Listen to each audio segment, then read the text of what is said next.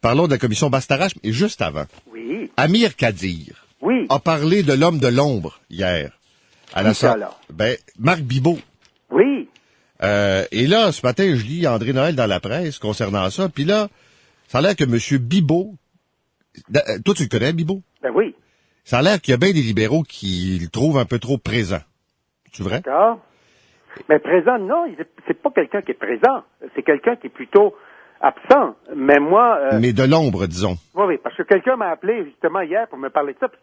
Puis en me disant le souper avec Bush. Ou Oui, c'est ça. Là, ça a l'air qu'il y avait un souper avec Bush, il était parmi les dignitaires. Et là, je te donne la version, là. Oui. On dit que quand on appelle au bureau de Jean Charest, en disant, mais comment ça se fait que Marc Bibot était à ce grand souper du mois de novembre, alors que George Bush était là avec des ministres canadiens, bon, tout était là, il y avait... Bon, puis on comprend pas que M. Bibot était là. Au bureau de Charest, on dit que c'est le fédéral qui a invité M. Bibot. Ils ont raison, parce que, sincèrement, hier, quelqu'un m'a parlé de ça. Je me rappelais pas de ça pendant tout. Je peux pas dire que c'était un moment marquant de ma vie, là, parce qu'on était plusieurs centaines, là. Donc, c'était pas un souper intime. Et c'est vrai que Marc Bibot était à notre table, mais c'était la date de Francis Fox. Pardon? Parce que Viviane, la femme de Francis, ne pouvait pas être là. Et Francis, qui était à ce moment-là, je pense, conseiller principal du premier ministre Martin, c'est lui qui avait invité Bibot. Puis ça a donné, moi, comme moi, j'ai été surpris, je suis arrivé à la dernière minute et j'étais content, j'étais honoré, j'étais à la même table que Jean Charest. Puis là, il y avait tout ce monde-là à la table, mais on était des centaines et des centaines, là.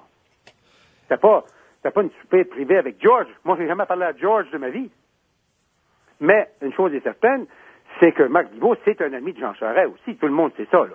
Mais quelle sorte d'ami? C'est un entrepreneur en béton, c'est ça? Une compagnie qui s'appelle Choc Béton, mais à la fin, c'est quelqu'un, là, c'est des amis personnels, et je pense que tout le monde qui connaît Charest sait qu'il est ami avec Marc Bibot.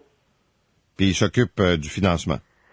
Je pense qu'il a donné un coup de main, comme moi, mes amis, quand je me suis présenté, m'ont aidé dans le financement, et lui, je pense qu'il a donné un coup de main, surtout dans le sectoriel. Dans le sectoriel? J'ai l'impression que c'est plutôt son domaine. OK. Non, mais je me demandais ça, pourquoi ce monsieur se retrouvait comme ça parmi les grands dignitaires? Ben, dans ce cas-là, sincèrement, je m'en souvenais pas.